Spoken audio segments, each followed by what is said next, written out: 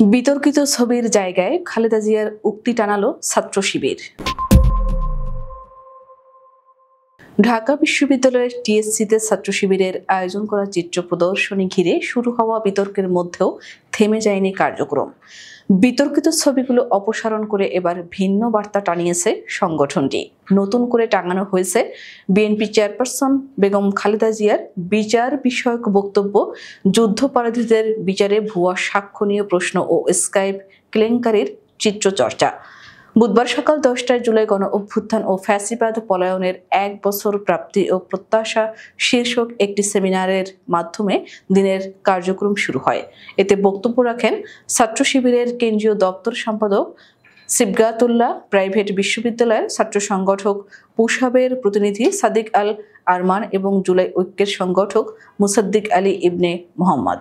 এই সেমিনারের পাশাপাশি টিএসসি চত্বরে চলতে থাকে চিত্র প্রদর্শনী। তবে মঙ্গলবার রাতের উত্তেজনার পর বুধবার সকাল থেকে লক্ষ্য করা যায় পরিবর্তন। প্রদর্শনীর প্রথম সারিতে রাখা জামায়াতের যুদ্ধাপরাধে অভিযুক্ত নেতাদের ছবিগুলো সরিয়ে নেওয়া হয়েছে।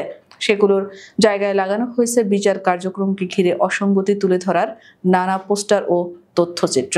প্রদর্শনীর একাংশে দেখা যায় 2011 সালে যুদ্ধাপরাধ প্রসঙ্গে খালেদা জিয়ার দেওয়া একটি আলোচিত উক্তি, ভুয়া সাক্ষী আর স্কাইপ নাটকে নিরপরাধ মানুষের ফাঁসি দেওয়া যাবে না। তার পাশেই রয়েছে বিচার প্রক্রিয়ায় জড়িত বিচারক ও সাক্ষীদের স্কাইপ কথোপকথনের স্ক্রিনশট এবং প্রমাণবিহীন স্বাক্ষর উদাহরণ। শিবিরের এই পরিবর্তনকে কেউ কেউ কৌশলগত পিছু হটা বললেও সংগঠনের দাবি এটি প্রেক্ষাপট অনুযায়ী বিষয়বস্তু হালনাগাদ।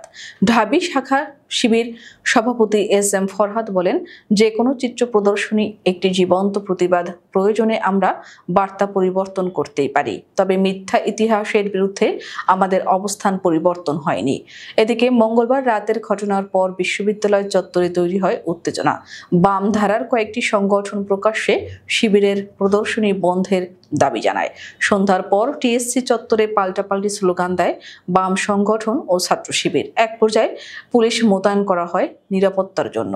ঘটনার পর রাত 10টায় তাৎক্ষণিক সংবাদ সম্মেলন করেন শিবির সভাপতি ফরহাদ। সেখানে তিনি বলেন, কোনো মব প্রেসারে প্রদর্শনী বন্ধ হবে না। মত প্রকাশের স্বাধীনতা আমাদের সাংবিধানিক অধিকার। তবে বিশ্ববিদ্যালয় প্রশাসনের অবস্থান কিছুটা সংযত।